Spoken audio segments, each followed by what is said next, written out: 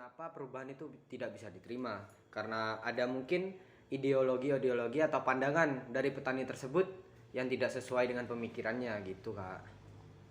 Yang bisa dibilang petani itu mungkin agak boomer ya untuk menerima inovasi-inovasi baru. Assalamualaikum warahmatullahi wabarakatuh. Selamat malam semua. Kembali lagi bersama saya Ika Lailatul Iza dengan akronim 1013 selaku moderator dalam podcast kali ini. Baik, kali ini saya tidak sendiri karena saya ditemani oleh dua rekan saya, ada Kak Wahyu dan juga Kak Anfita. Baik, dalam podcast kali ini kita akan mengangkat tema mengenai agent of change atau agen perubahan dalam bidang pertanian. Secara umum, seperti yang kita ketahui bahwasanya agent of change atau agen perubahan merupakan orang yang bertindak sebagai katalisator dalam mengelola sebuah perubahan tersebut. Menurut kakak-kakak ini, siapa sih yang sebenarnya berperan penting dalam agent of change di bidang pertanian? Kalau menurut saya sendiri sih, yang paling penting menjadi agen perubahan di sektor pertanian itu ada dua. Yaitu yang pertama adalah penyuluh pertanian dan petani itu sendiri. Mengapa dikatakan seperti itu?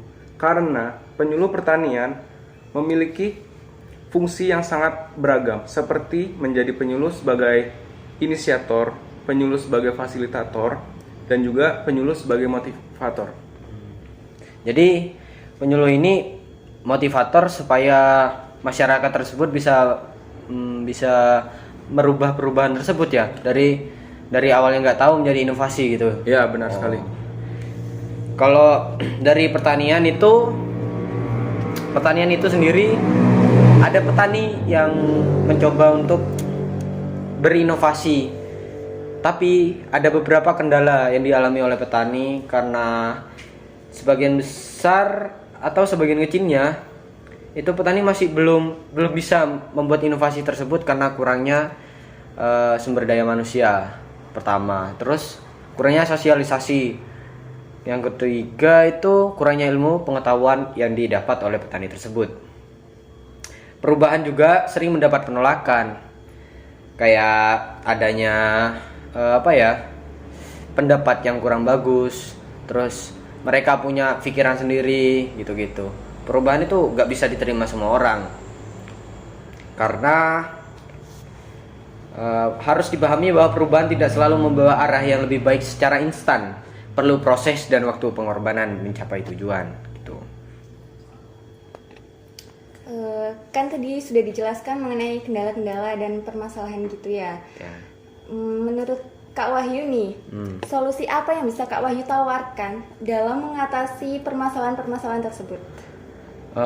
Dalam permasalahan tersebut, saya ingin membahas tentang petani tersebut ya, dalam hal sektor pertanian, agent of change, merubah untuk menjadi inovasi.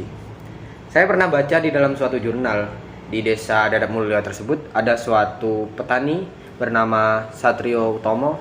Dia itu lulusan universitas geografi di salah satu universitas. Dia sebagai lulusan S1, namun dia memiliki motivasi untuk membangun pertanian di desa itu sendiri gitu. Jadi kayak siapa? Satrio Utomo itu bisa dibilang sebagai penyuluh pertanian juga ya? Atau bukan? Bukan. Menurut saya itu dia tuh ingin menciptakan inovasi di dalam desa tersebut karena desanya itu tempat kelahirannya gitu. Oh, tempat kelahiran. Dikenal juga di desanya itu dengan pertanian yang tandus, terus tanah yang kurang bagus karena penggunaan pestisida kimia yang berlebihan. Itu sih. Terus beliau itu merubah inovasi dari pertama itu menggunakan pupuk kimia yang sebenarnya sih efektif, tapi lama-kelamaan menjadi tanah-tanah tersebut tidak subur gitu. Jadi karena efek negatif dari penggunaan pupuk kimia itu, Satria Utomo itu berusaha untuk merubah dan memberikan inovasi kepada para petani di sekitar daerah tempat tinggalnya. Nah, perubahan tersebut adalah perubahan dari pupuk kimia seperti pupuk-pupuk yang sudah diketahui lah, pupuk kimia menjadi pupuk-pupuk organik seperti kompos, entah itu dari pupuk organik dan pupuk kandang.